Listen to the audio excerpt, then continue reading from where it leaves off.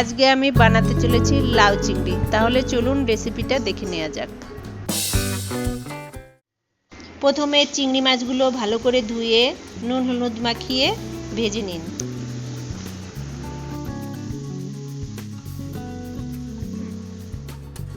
এবার গরম তেলে তেজপাতা জিরে ফোড়ন দিন, তারপর কাঁচা লঙ্কা কুচি দিয়ে নাড়িয়ে হলুদ গুঁড়ো, ধনে গুঁড়ো, জিরে গুঁড়ো, আদা কুচি দিয়ে ভালো করে কষিয়ে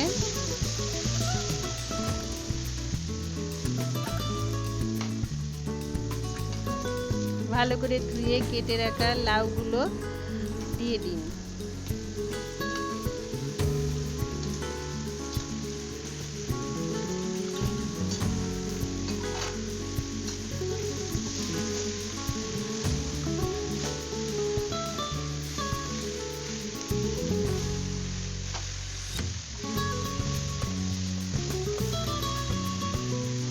ভালো করে নাড়াচাড়া করে 5 মিনিটের জন্য ঢেকে দিন। 5 মিনিট পর ঢাকনাটা খুলে নাড়িয়ে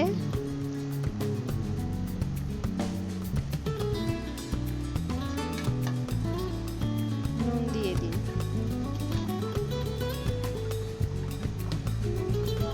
আবার নাড়াচাড়া করে আরেকটু ঢেকে দিন।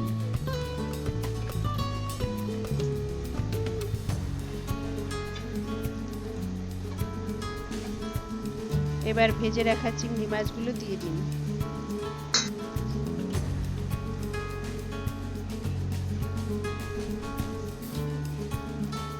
কিছুক্ষণ নাড়াচাড়া করে তারপরে মাখো মাখো করার জন্য 1 চামচ চালের গুঁড়ো দিয়ে ভালো করে নাড়িয়ে নিন।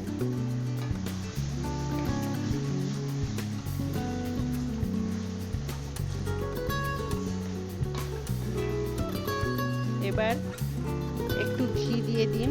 ঘিটা অপশনাল, যদি চাইলে আপনারা দিতেও পারেন, নাও পারেন।